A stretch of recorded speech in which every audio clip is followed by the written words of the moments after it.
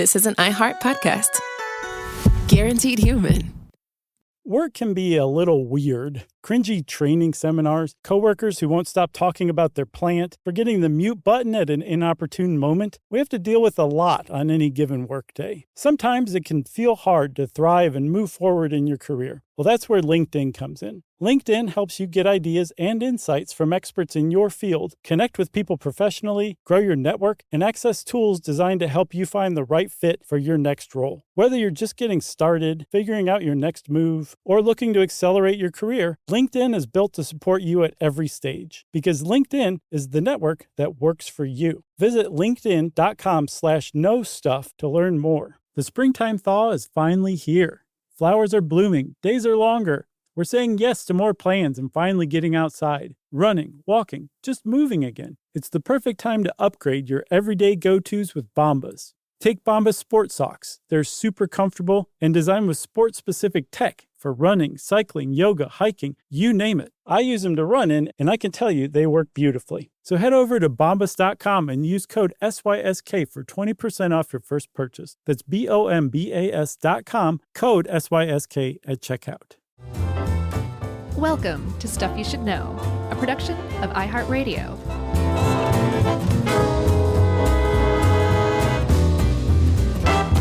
Hey, and welcome to the podcast. I'm Josh, and there's Chuck, and Jerry's here too. And this is Stuff You Should Know, all about the dark web and all the crazy, crazy drugs and hitmen you can buy on it. Sorry, I was still doing my vocal warm-ups.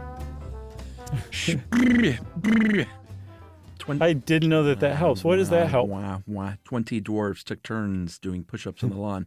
I'm ready. Okay, good. Well, so welcome to the podcast, everybody. I figured it should start warming up, 17 years into this. 18? How long? You 16? think so, yeah. 16-ish. Yeah. A little over 16. Coming up on 17, Chuck. Just wait till you hear the way my lips move in this episode. They're so loose. So did you loosen your lips up just specifically because the content of this episode is so thrilling? I thought you were going to say something about sinking ships. No, I didn't, but this is a good one. This, If everyone heard our episode on the dark web from 2020, some of this will be familiar, but this is just more in-depth about the notorious Silk Road itself. Yeah, for sure. And we were talking about Silk Road. For those of you history buffs, Middle Eastern history buffs, who are disappointed, sorry. But you should stick around because this is going to be a pretty interesting episode. I didn't think about that. When are they going to talk about cinnamon? We did a whole episode on cinnamon, so relax there, guy. Yeah. So, we're talking about what is widely considered, because I think it is, the world's first illicit marketplace on the internet that was opened in 2011. Shut down in 2013. It had a very, very brief run. It was like the Beatles of illicit drug trading websites. And its legend will live on for basically forever, because not only was it just the most audacious thing anyone had ever done on the internet, as far as anyone knew up to that point, it created a blueprint for a bunch of imitators to come. And also the way everything that law enforcement threw at this case, and the court case as well, was just so nuts that it's just a heck of a story. How about that, Brownie? That's great. Boy, there were 15 filthy jokes I was going to say when you said the most outrageous thing anyone had done on the internet up until that point. I was like, I had a rolling Terminator-like scroll about all the early internet nasty memes that would go around. You couldn't pick any of them? No, I just didn't want to say any of them out loud because then kids would look them up. I gotcha. Yeah, I was wondering, and we probably should have talked about this before we recorded, are we going to call out any active sites or anything like that? Nah. Okay. Because I know some. I looked them up. Hey, just text those to me. It's fine. Okay. So let's start from the start, right? We're going to start with a guy named Ross Ulbricht. And the reason we're introducing him early on is because he is the mastermind behind Silk Road. It was his idea. He built it originally. He ran the thing by hand, almost single-handedly for a very long time. And you just really can't talk about Silk Road without him, because his personality was so wrapped up into the ethos of the site that you can't really extract one from the other, despite the fact that while he was sitting in federal court, he really wished that they would extract one from the other. Big thanks to Kyle, first of all, our friend and contributing writer from across the pond, for his work on this. But Kyle is keen to point out just a little bit about the dark web. You know, we have a whole episode from 2020 if you want to go listen to that. But if you don't know what the dark web is, it's a part of the web where you can go and do things anonymously. And that's just the simplest way to say it. It's much more complicated than that, obviously, if we did a whole episode. But it's where you can go if you don't want to be indexed by Google, if you don't want your traffic monitored, and if you want your anonymity insured. Doesn't necessarily mean you're some awful person doing awful things. No. There's a lot of people there that just believe in the freedom and anonymity that you should have on the internet. Yeah, also, yes, for sure. Some people are just like, there's no reason for you to be invading my privacy while I'm reading The Guardian or something like that, right? Yeah, just to sell me stuff. Exactly. That's part of it for sure, too. And then also other people are like they might be whistleblowers, and they have information that they could very easily get them thrown in prison, but it's really important to get out to the public. There's sites like ProPublica and other journalists that have dark web sites to where you can submit information, and even ProPublica doesn't know who you are. And with Silk Road specifically, there were 3 things that came together that made Silk Road exist, and without any of them, I don't think it would have ever existed. One was who I already introduced, Ross Ulbricht. The second is Tor, the Tor network, which basically when you go onto the dark web using Tor, the first thing it does is route you through 3 different random servers, and each one encrypts your information and gives you a new IP address. So no one can figure out who you are, including the websites you visit. And then the third thing is Bitcoin. There's just no way you could have made transactions on drug deals over the internet without untraceable currency that doesn't involve like a central bank or some other third party like that. Yeah, for sure. And, Bitcoin was huge because it was, they were good for each other. Like Ross Ulbricht sort of embraced Bitcoin in a big way, which even though it was on the dark web, and even though Silk Road was, as you'll soon learn, dabbling in illegal drug trading, they used Bitcoin exclusively. So the rise of Bitcoin and the rise of, things on the dark web kind of go hand in hand. Yes, for sure. And this is also a time where, like the early 2010s, this was in like disruptive technology was just coming out left and right from Silicon Valley. Where it's like, well, say goodbye to newspapers, say goodbye to printed books, say goodbye to music. And I mean, it did have disruptive effects, but as we've seen, it still kind of mellows out. It's not like the original thing just totally goes away, but this was that same time. So a lot of people have likened Ross Ulbricht to basically a darker version, if there is such a thing, of some of those Silicon Valley bros who started up a lot of those disruptive tech companies. Yeah, and you know what? I think we need to add a fourth on our Silk Road Mount Rushmore because we have to mention Adrian Chen, who in 2011, when the Silk Road went live, wrote for Gawker and wrote this big expose on the Silk Road just a few months later, including like how to get there, what you can do there. And it would have been a thing anyway, but the fact that it was kind of exploded on Gawker made it bigger quicker than it would have been, I think. Right. And that also brought it to the attention of the authorities pretty quickly. Chuck Schumer. Yeah, Chucky. He basically came out against it first, I think. So now the Senate was against it. He said it was a certifiable one-stop shop for illegal drugs that represents the most brazen attempt to peddle drugs online that we have ever seen. And they all went, yeah, exactly. Yeah. You nailed it. Yeah, right. And so because of that Tor network and because of just the anonymity of Bitcoin and the fact that people were drug dealers and drug users engaging in illicit crime over the internet, like there was this sense like it doesn't matter. Like the government can't find any of these people. If they do, it's just random luck, like say intercepting a drug shipment in the mail. But if you're really trying to track somebody down who's a user of Silk Road, you're just not going to be able to do it. There's just a sense of security and safety that people had when they were using it, including Ross Ulbricht. Yeah, and they also were pretty smart early on, or I guess Ulbricht was, by making it a familiar online shopping experience. Right. I mean, I never saw it. I think I managed to find some like screenshots and stuff. Mm-hmm.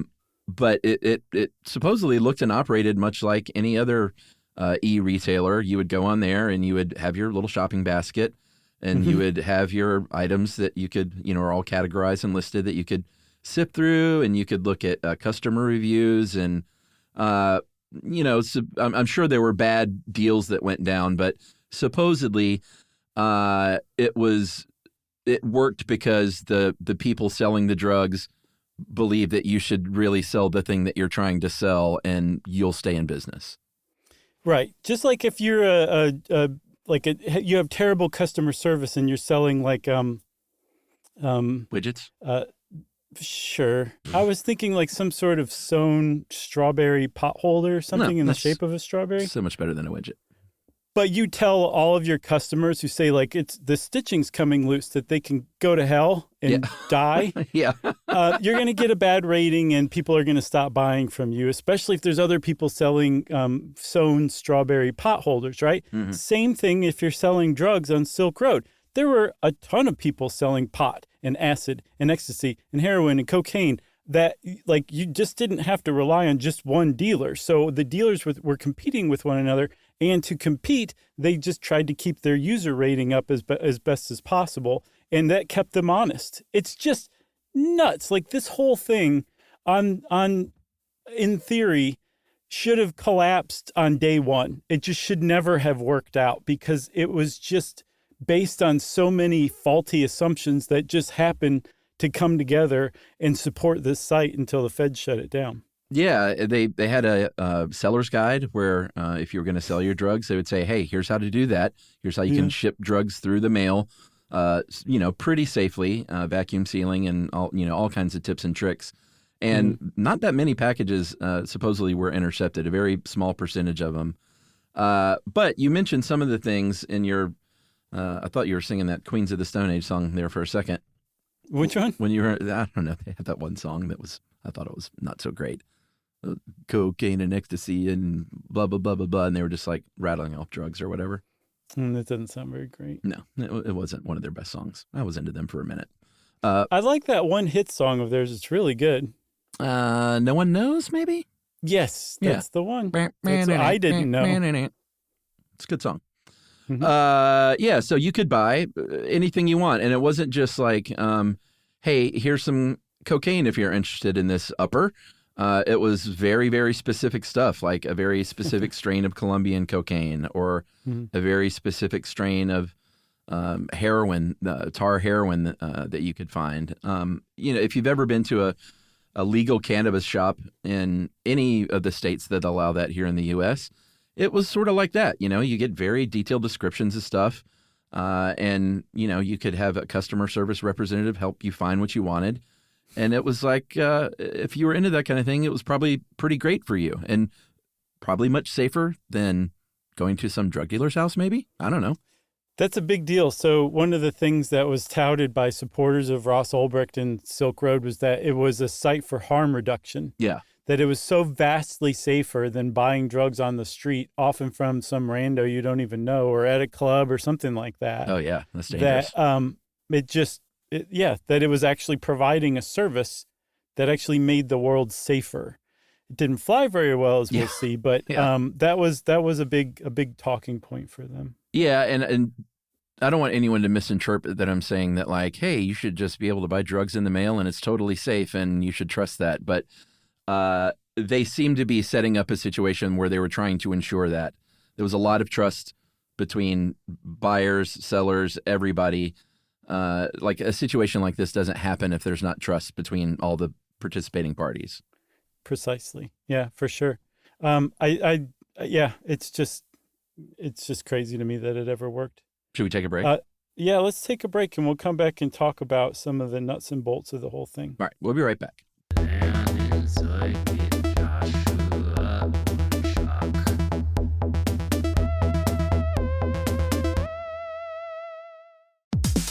Hey everybody, we're here to talk to you about Wayfair, who believes that spaces should be functional, they should be comfortable, they should be well designed, and they can be well designed by you with their help. Your updated space should feel more comfortable, inviting, and practical for everyday use. And we're talking about outdoor seating. We're talking about grills. We're talking about major appliances. If you need storage solutions, Wayfair can help you out. Patio lighting, rugs, decor. It is your one-stop shop for home. Yeah, I mean, it's getting nice out, so it's time to think about living outdoors for the next few months. And Wayfair knows that outdoor furniture, it's heavy, it's intimidating to assemble. So Wayfair has stepped in and said, we're going to handle the hard part so you don't have to. That's right. You can shop Wayfair Verified, your shortcut to the good stuff. And that means their team of product specialists are going to vet everything by hand using a 10-point inspection, testing things like, quality materials, functionality, and features, and even how long it takes to build that piece of furniture. And the overall experience save time, reduce hassle, and improved convenience. Patio season is here, and these deals won't last. So head to wayfair.com right now to get your outdoor space ready for way less. That's WAYFAIR.com.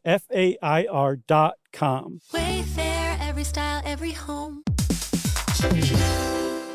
Running a business is hard enough, so why make it harder with a dozen different apps that don't talk to each other? One for sales, another for inventory, a separate one for accounting. Before you know it, you are drowning in software instead of growing your business. And this is where Odoo comes in. Odoo is the only business software you'll ever need. It's an all-in-one, fully integrated platform that handles everything: CRM, accounting, inventory, e-commerce, HR, and more. No more app overload, no more juggling logins, just one seamless system that makes work easier. And the best part, Odoo replaces multiple expensive platforms for a fraction of the cost. It's built to grow with your business, whether you're just starting out or already scaling up. Plus, it's easy to use, customizable, and designed to streamline every process. So you can focus on what really matters, which is running your business. Thousands of businesses have made the switch. So why not you? Try Odoo for free at odoo.com. That's ODOO.com.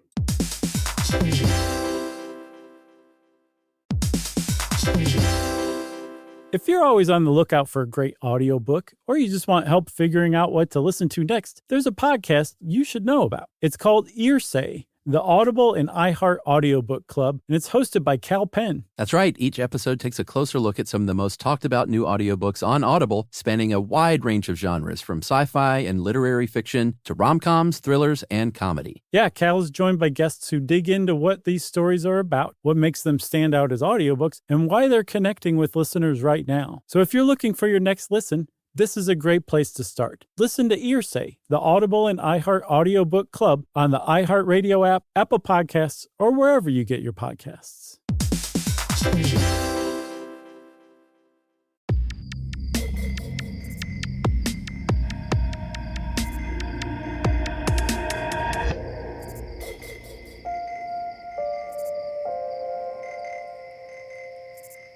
So you've mentioned this guy, Ross Ulbricht, the founder and creator. We need to talk a little bit about this dude. He went by the alias Dread Pirate Roberts, even though later in his defense there would be it would be brought up that there were like many Dread Pirate Roberts over the years, and that he sold it at one point and wasn't even involved anymore. If you follow the court case, it gets really, really in the weeds. Yeah, But his quote in court was, "Do you not know the Dread Pirate Roberts reference?" Right. Yeah. They were like, why would you name yourself that? Right. And he said, have you never seen The Princess Bride? Yes. And for the people who haven't seen The Princess Bride, number one, go see The Princess Bride. Mm-hmm. And number two, Dread Pirate Roberts was the name of a pirate who was essentially like a character that different people over the years and generations inhabited. So say Dread Pirate Roberts was 200 years old because he was made up of successive pirates who wore that mask and used that name. Yeah, for sure. So Ulbricht was a very, very smart guy. Is a very smart guy. He had a Bachelor of Science in Physics, got his Master's in Material Science and Engineering, and was in Austin, Texas in 2009 when he tried a few different initial companies, basically. He had a video game company he tried. He found the most success with a secondhand book retailer called Good Wagon Books, where he kind of learned how to do web development and inventory management and e-retailing, kind of a starter kit for what he would need to start Silk Road. But it still wasn't making the kind of dough he wanted to make. I think they were pulling in maybe low six figures in a year. Yeah. Yeah. And he had like 5 employees sorting like 50,000 books, and Not bad. they were selling them on Amazon like you do, like you can buy used books on Amazon. That's just what they did. But his heart wasn't in it. And after the shelves that he had built in this warehouse to hold the books all collapsed, he was like, I'm not going to pick those up. I'm just going to set this warehouse on fire and walk away. That's really funny. That sounds like something I would do. I would do the same thing. I wouldn't set it on fire and walk away, but I'd just walk away. So one of the other reasons he was keen to walk away is he'd been already thinking about Silk Road for close to a year by now. Yeah. And one of the things that really kind of spurred his interest in creating something like an online illicit drug sale website is that he became interested in libertarian theory, specifically libertarian economic theory, which is basically that if you don't have economic freedom in particular, you're going to be a slave to the grind. They've got you, essentially. And that you can either get rich and remove yourself from that game or that rat race, or you can try to change the rules of the game and make it much more fair and equitable and get rid of coercion and all that stuff. And it's all based on the libertarian philosophy of self-ownership, which essentially explains itself. Yeah, he, I don't know. Explain it. Oh, well, you own yourself. So any kind of laws or prohibitions of anything that say you do to yourself, say taking drugs, is just completely outrageous and immoral and is illegitimate. Okay. So drug laws specifically are illegitimate and terrible to libertarians because you're taking the drugs for yourself and that's your choice, right? It's personal choice. So that really kind of explains a lot why he was like an illicit drug website. It was a thumb in the eye to the drug laws that he and other libertarians feel were illegitimate. All right. I'm glad I asked. Yeah, I'm glad you asked too, because I really wanted to get that off my chest. So Silk Road grew. He started, it was not just a one-person operation. It was too big for that. So he needed some employees. These people all went by these kind of fun little nicknames, including Variety Jones and Inigo. Oh, also from Princess Bride. Yeah. Didn't notice that. Libertas, Smed, and then another one, Chronic Pain, one word. The first C is capitalized. And that person's name was Curtis Green, and he was the first person that would be arrested in the Silk Road operation. And so you'll just sort of put a pin in that guy. Yes, for sure. So he gets the website launched in 2011, around the beginning of 2011. And to get things kicked off, he started growing psilocybin mushrooms so that there was somebody was selling on Silk Road. And pretty soon other people were like, wait, you're really doing this? Like, this is for real? I want to make money selling drugs online. And it just kind of took off from there. Again, without cryptocurrency, there just wouldn't have been a Silk Road. And this is actually pointed to by some people as like an early proving ground that showed like, yep, Bitcoin works. It does exactly what it says it can do. And it could completely revolutionize the global economy. This was the first chance for it to really kind of show its stuff. And it really did, because it worked. And one of the other reasons it worked too is because Ross Ulbricht was honest. He hand transacted every transaction between seller and buyer on the site for a while. And at that point, he would hold the money in escrow. And then when the deal was done and everybody was satisfied, he would release the money to the seller. At any point in that string, he could have been like, thanks for the money, chumps. Thanks for the money, chumps. Thanks for the money, chumps. And just taken off with the Bitcoin. And he didn't. And that the reputation that helped give that site was another reason it started to grow and flourish. Yeah, for sure.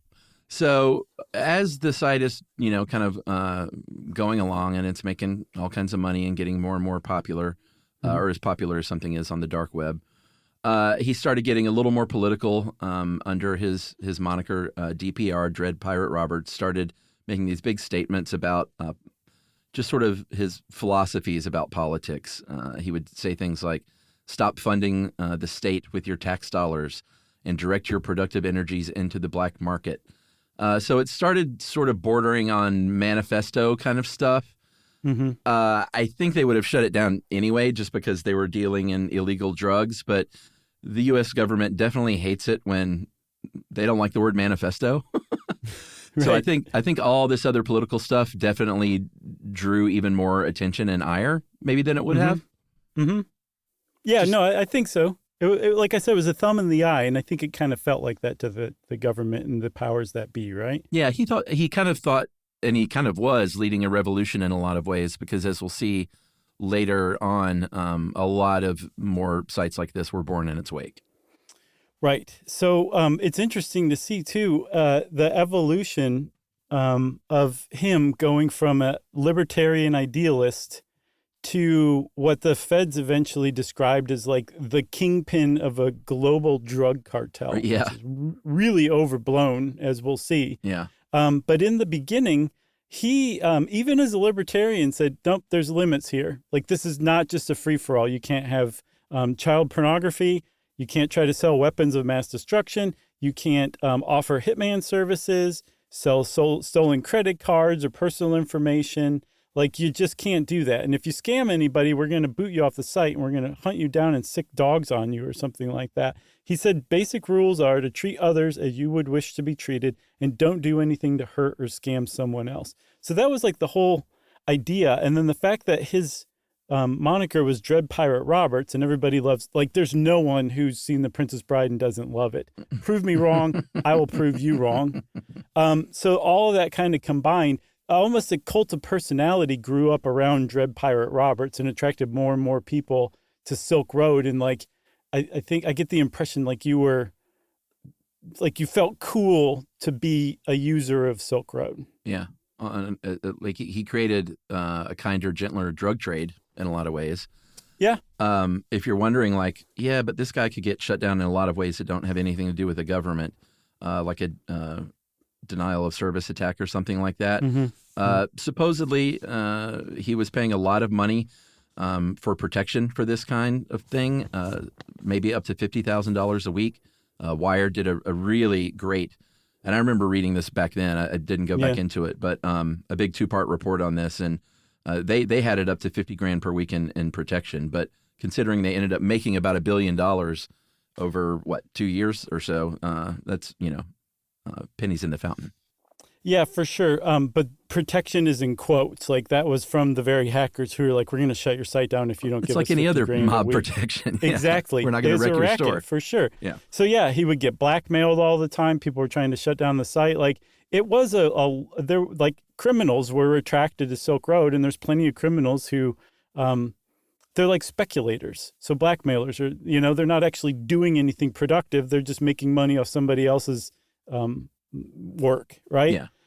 So yeah, it kind of attracted that stuff. So in addition to dealing with all of that, he was dealing with customer service. He was trying to keep the site running. Something to know about Ross Ulbricht too, he was a self-taught coder. So he was teaching himself how to keep this massive website going as he went along, and keeping himself totally anonymous to everybody, including all of the people he worked with who were de facto employees, basically. Yeah. So it was a lot of stress after a little while. Totally. And besides the drugs, he also had a team of crocheters making those strawberry oven mitts. A lot to keep up with. For sure. So, how did it all go bad? Well, it's because, again, the government was very, very keen on getting this thing shut down as fast as they could. Mm-hmm. But like you mentioned earlier, the very way this thing was built made it really, really hard. I almost said impossible, but clearly not.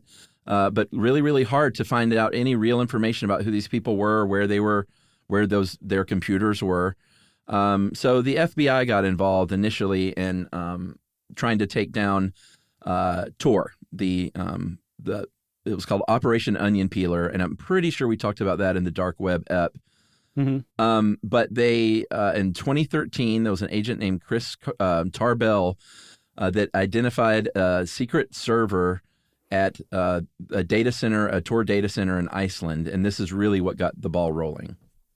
Yeah, so this is the official line of the FBI, the way that they finally discovered the actual IP address of Silk Road was that Tarbell was sitting there analyzing the traffic going to and from the site while he was like sending in bad information at it, like bad passwords and stuff like that, and then tracking what IP addresses came back. And then he copied the IP addresses and he'd put them into a browser URL and do that over and over again. And eventually he struck gold and stumbled onto the real IP address of Silk Road, which was then traceable to that server data center in Iceland. And from there, they then had a copy of the Silk Road website, including all administration access and privileges, and they started to set up their case from that point on. That's right. That was the FBI's line. If that seems a little hard to believe that they would just sort of get lucky, you're not the only person who thinks that. None other than, was he Bill or Ted? Bill. Alex Winter from Bill and Ted's Excellent Adventure and Bogus And don't Journey. forget, he was a vampire in Lost Boys too. Yeah, good point. He made a film called Deep Web that, was that out this year?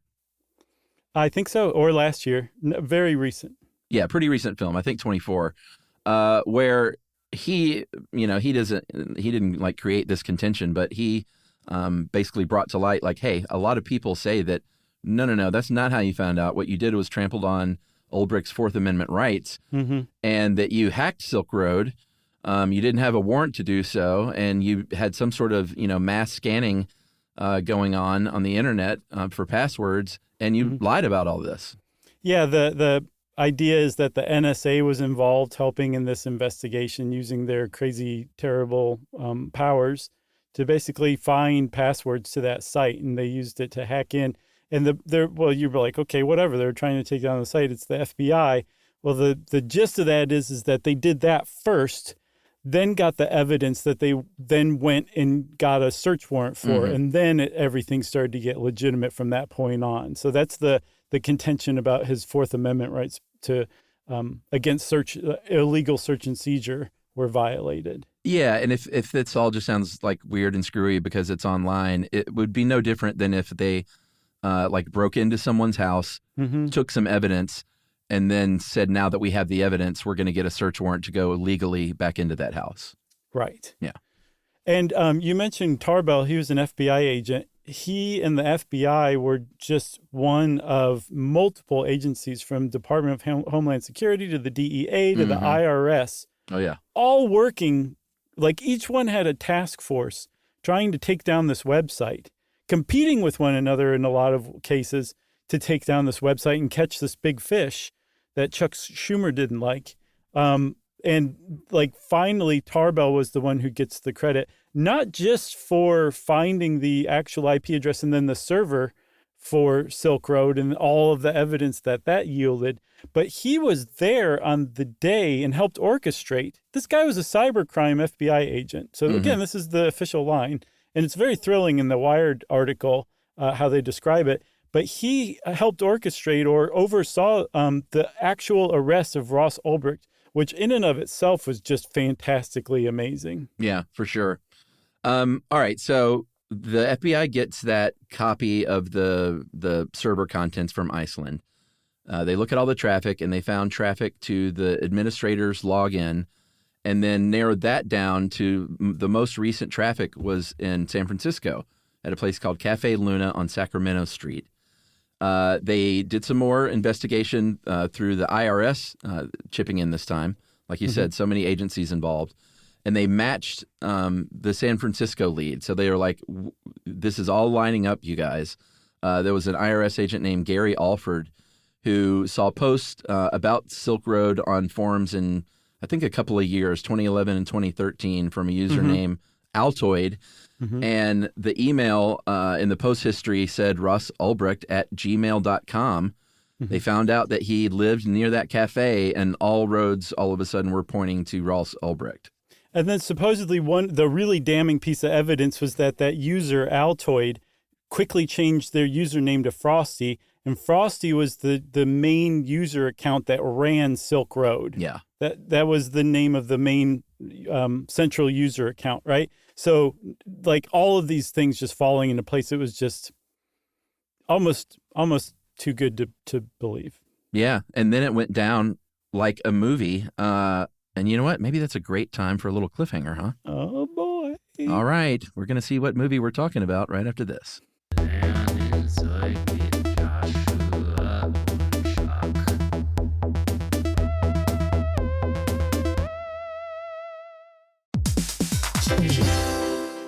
Running a business is hard enough, so why make it harder with a dozen different apps that don't talk to each other? One for sales, another for inventory, a separate one for accounting. Before you know it, you are drowning in software instead of growing your business. And this is where Odoo comes in. Odoo is the only business software you'll ever need. It's an all-in-one, fully integrated platform that handles everything: CRM, accounting, inventory, e-commerce, HR, and more. No more app overload, no more juggling logins, just one seamless system that makes work easier. And the best part, Odoo replaces multiple expensive platforms for a fraction of the cost. It's built to grow with your business, whether you're just starting out or already scaling up. Plus, it's easy to use, customizable, and designed to streamline every process. So you can focus on what really matters, which is running your business. Thousands of businesses have made the switch. So why not you? Try Odoo for free at odoo.com. That's ODOO.com.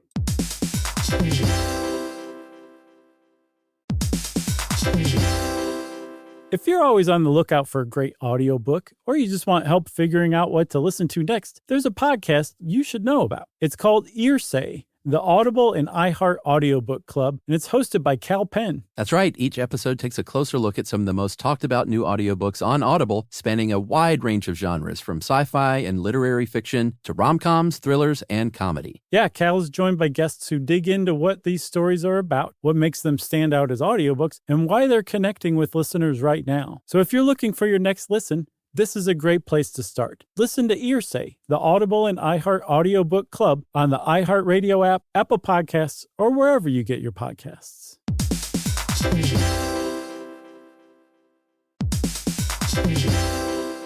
Dell PCs with Intel Inside are built for the moments that matter, for the moments you plan and the ones you don't. Built for the busy days that turn into all-night study sessions, the moment you're working from a cafe and realize every outlet's taken. Yeah, the times you're deep in your flow and the absolute last thing you need is an auto update throwing off your momentum. That's why Dell builds tech that adapts to the way you actually work. Built with a long-lasting battery so you're not scrambling for the closest outlet, and built-in intelligence that makes updates around your schedule, not in the middle of it. That's right. They don't build tech just for tech's sake. They build it for you. Find technology built for the way you work at Dell.com/Dell PCs.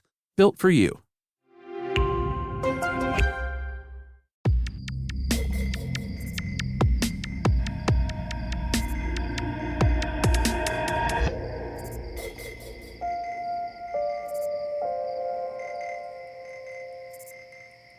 Chuck, I'm going to guess the movie is Old Yeller. Is it? Am I right? You nailed it. Okay. Poor Old Yeller. I hate how this goes. I was going to spoil Old Yeller, but I decided not to. Watch it. That dog may live. You never know. Good for you for not spoiling a 60-year-old film. Yeah, and a book, I think, too, right? Yes. Although there was a sequel that wasn't very well received. Old Yeller 2? Really? It turns out the little kid missed Oh. the first time. He didn't in the second film, though. And now Old Yeller's back for revenge? Yeah. Yeah. Write that down. That's a good one. Okay. So, okay, what movie are we talking about then? How about what type of movie are we talking about? Well, we're talking about probably some sort of a courtroom thriller because what happened was they went to a library and literally, and this is what the prosecution said, literally caught him with his fingers at the keyboard running Silk Road. They were in the library. They had an agent, chatting with him and obviously surreptitiously undercover. And while this was happening, they drew his attention away by starting a little quarrel among some other people, also, FBI actors or whatever. Mm-hmm. And there was a woman, another FBI agent, sitting across from Ulbricht at the time when this happened. And Ulbricht turns around and is like, "What's going on over there?" She grabs that laptop and because he could probably in a single swipe of a keystroke or something, like encrypt everything on his laptop if he saw Right, somebody exactly. coming at him. Mhm. So they knew that could happen. They diverted his attention just long enough for this agent to grab his computer, and that was it. And boy, oh boy, did they find some just damning evidence. Yeah. It turns out Ross Ulbricht kept a diary of his like ideas and growth and like administration and all the problems he had to deal with for Silk Road. Those were found on his... Exactly. Chronic pain really hurt my feelings today. Those were found on his laptop.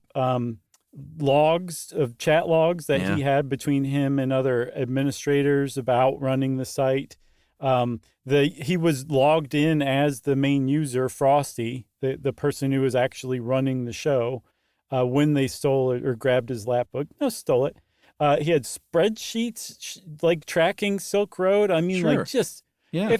if a prosecutor could be like, I want this, this, this, and this for evidence, it couldn't get any better than what they found on Ross Ulbricht's laptop.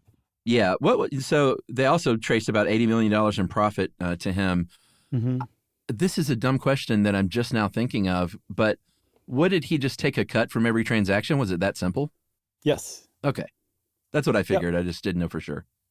And I think it was a reasonable cut. I don't think it was some massive take or anything like that. And he would just transfer it like once a week, like his accumulated cuts from that week. He was very honest in that sense. So he would get his small percentage, a bottle of Dilaudid, and a strawberry oven mitt Yep. for every transaction. Every Saturday night. So we mentioned earlier that as part of his defense, they were like, you know what? He may have started Silk Road, but he sold it. And there were many Dread Pirate Roberts, and one of the other ones framed him. All of this stuff was just a small part of his defense. It was not an easy sell. It did not work. He was convicted for creating and operating Silk Road and got 5 sentences, got a 20-year sentence, a 15-year sentence, a 5-year sentence, 2 life sentences with no chance of parole. And the judge said it was your opus. You wanted it to be your legacy, and it is. Yeah, the judge mentioned harming the fabric of, it was very destructive to the fabric of society. And when your judge is pulling out fabric of society in your sentencing, Yeah, you're screwed. You're in big trouble. Yeah. And so he was effectively handed a death sentence. Like you don't outlive a sentence like that. And it was just totally out of proportion to the charges he was facing, like conspiracy to commit like drug trafficking and fraud. And just, I mean, it was some hardcore offenses, but non-violent offenses.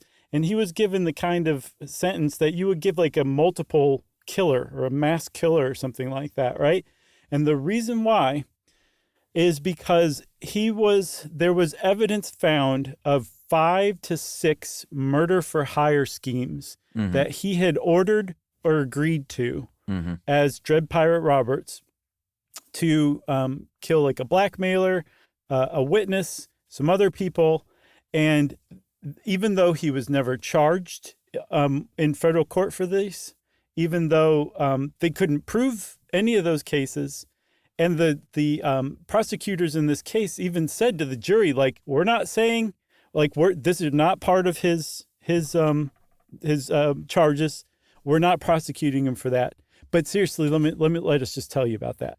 And so they're like, he was tainted by the media. He had a bad reputation from that point on, because that's totally different from setting up a libertarian illicit drug marketplace.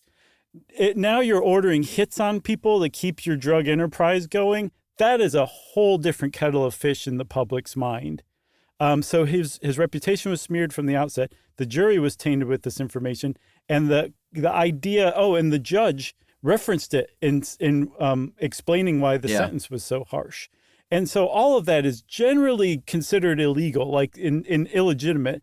And he tried to appeal all the way to the Supreme Court. They wouldn't hear it, and that was that. So his last chance is some president coming along at some point and saying, like, you know what, you're not so bad. Presto changeo, you're no longer a felon. Yeah, he was actually would likely have been indicted for a murder conspiracy in Maryland. It was dropped because he got convicted, for whatever, life and beyond. It was dropped because he was, convicted on the other charges for, a gazillion years or whatever with no chance of parole. But it was a pretty interesting situation with what ended up being a corrupt DEA agent and a Secret Service agent and in a sting operation, basically, right? Yeah, one of the guys who was really pursuing him from the outset was a guy named Carl Force, a DEA agent. And What a name. He posed as a gangster named Knob, who basically became a confidant of Dread Pirate Roberts. And it went so far out of undercover that he became a criminal himself. He posed as another user to sell tips and stuff about the investigation against Silk Road to Dread Pirate Roberts for like $100,000. He stole $350,000 in Bitcoin, which was one of the reasons why Dread Pirate Roberts ordered a hit on one of the people, because he thought that other person had stolen it. This guy was dirty as the day is long.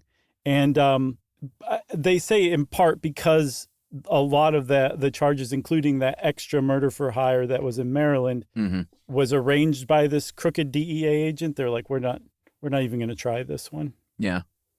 Yeah, I guess there's no point at that point, especially because it's not like it was carried out. If there was like if it had been carried out and there was a murder victim or something like that, they probably would have. But right. Yeah, there were never any, just to be clear, no murder for hires ever took place, but it was just the hint that was going on really influenced the judge and the sentencing and everything. He was, I believe in Alex Winter's documentary, he points out that a lot of the people that were also brought to trial for this including some of the drug sellers, people that ran Silk Road 2.0 after this. Yeah. They got sentences of like 6 years on average. And so there's been a lot of calls for clemency that it was too stiff of a sentence. Yeah, and they were clearly, I think the judge also referenced, like, this is a huge, like, everybody's watching this case, everybody's following this, and I want to send a message to anybody who would follow in your footsteps that we're going to basically give you a death sentence if you try it.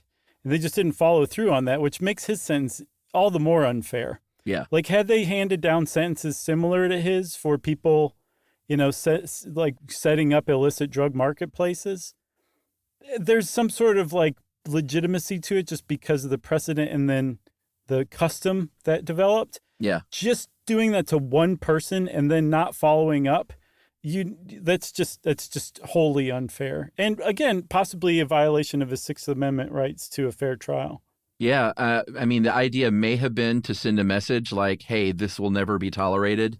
This is the first example of this, and we're going to throw, 10 books at him. But it didn't stop anything. Like I just mentioned, there was a Silk Road 2.0. That was closed in 2014, along with 26 other sites doing similar things. So Silk Road definitely opened that whole door, and I don't know if they can shut them down as fast as they can be born at this point, probably.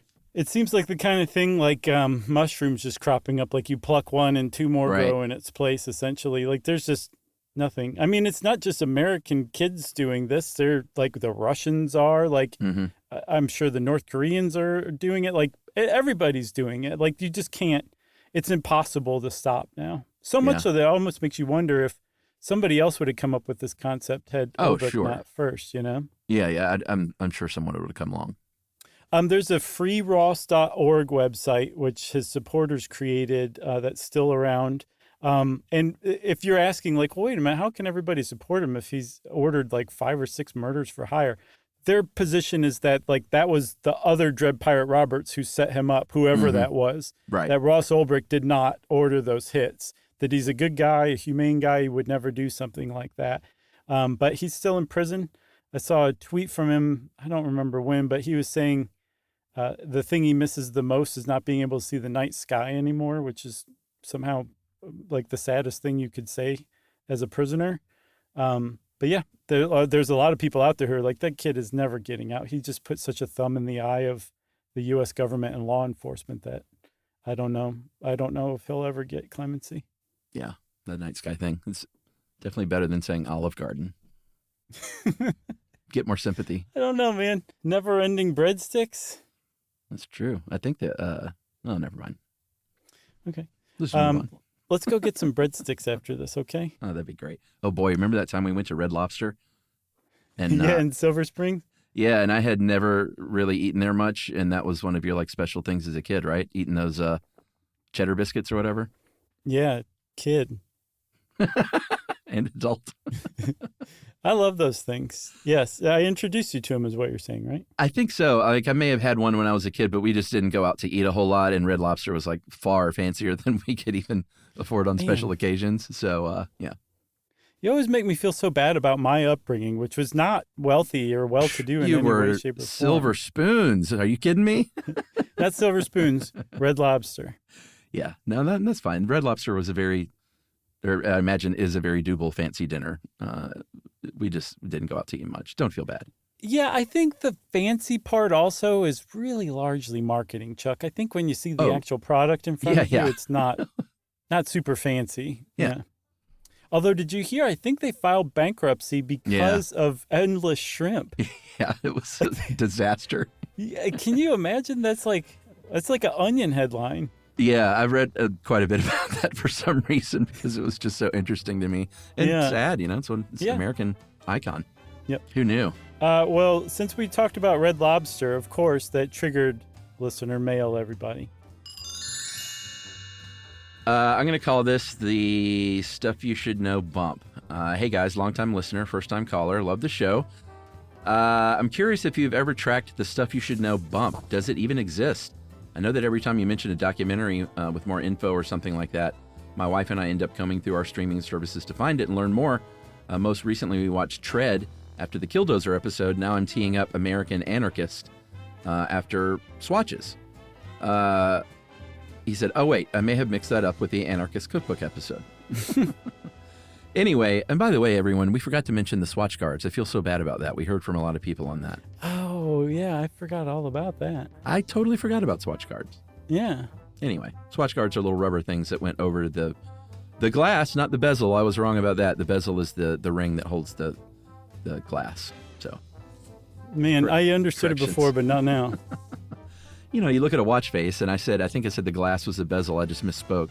The bezel is the ring that holds that glass in place. Okay, I think I got it that second time around. Yeah. All right, back to the email. Anyway, guys, it made me think that if there were other viewers like me, there could be a noticeable bump in views or listens every time a documentary or song or something gets mentioned. Creating your own version of the Colbert bump. We need statistics, or get meta and do a SYSK episode about the STSK bump.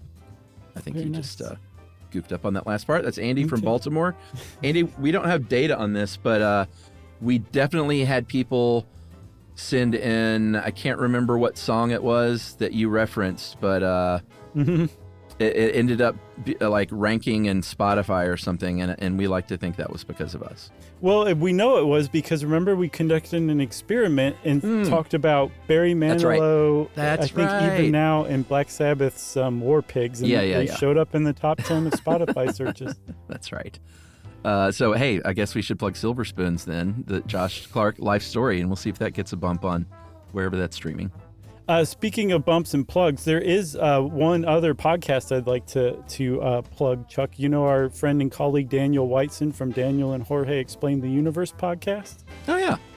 So their podcast just came to an end, but ever the productive person, Daniel, came up with another one that just launched called Daniel and Kelly's Extraordinary Universe. He said, new podcast, same universe. So if you're into all the stuff that is very interesting, like space and time and aliens and black holes and philosophy and just the whole coolness of the universe we live in, then go check out Daniel and Kelly's Extraordinary Universe podcast for a recommendation. Sounds great. Good people. Well, if you want to be like, who was that sent us the STSK email? Andy from Baltimore. All right. If you want to be like Andy from Baltimore and get in touch with us, then we would love to hear from you. You can wrap it up, spank it on the bottom, and send it off to stuffpodcast@iheartradio.com. Stuff You Should Know is a production of iHeartRadio. For more podcasts from iHeartRadio, visit the iHeartRadio app, Apple Podcasts, or wherever you listen to your favorite shows.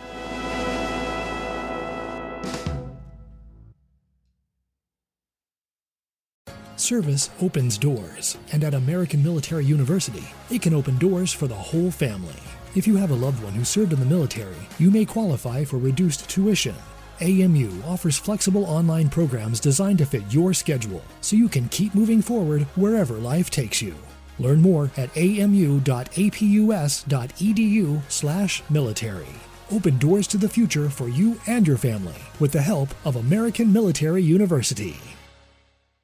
Running a business is hard enough. Don't make it harder with a dozen apps that don't talk to each other. One for sales, another for inventory, a separate one for accounting. That's software overload. Odoo is the all-in-one platform that replaces them all. CRM, accounting, inventory, e-commerce, HR, fully integrated, easy to use, and built to grow with your business. Thousands have already made the switch. Why not you? Try Odoo for free at odoo.com. That's odoo.com. Geico presents a 30-second podcast between your podcast.